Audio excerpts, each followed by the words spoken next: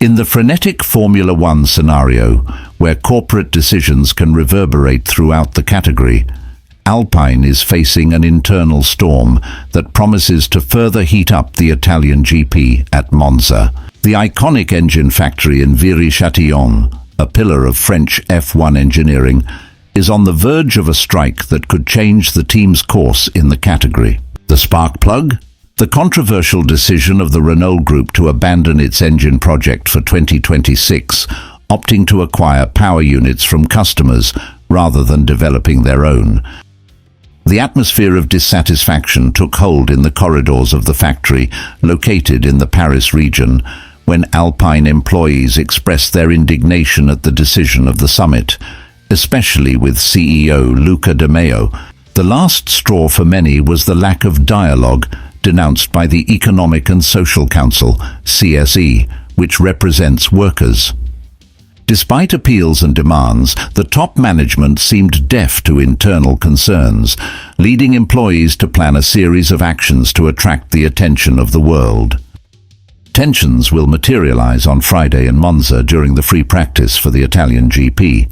Alpine racing workers, dressed in white t-shirts bearing the team logo and Viry on-track message, as well as black armbands, promise a peaceful but forceful protest. The CSE was clear that despite the mobilization, operations on the track will not be interrupted, ensuring that the focus remains on team performance during the race weekend. At the same time, the Viry-Châtillon factory will be virtually paralyzed, with most workers joining the strike. The city has called on the population to join the movement at noon in a demonstration of solidarity and support for the maintenance of a French engine in Formula One.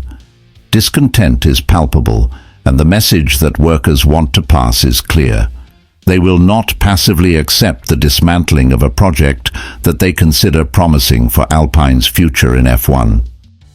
The decision to abandon the in-house engine comes at a critical moment for Alpine, which is undergoing a complete restructuring under the leadership of Flavio Briatore, now executive consultant to the team.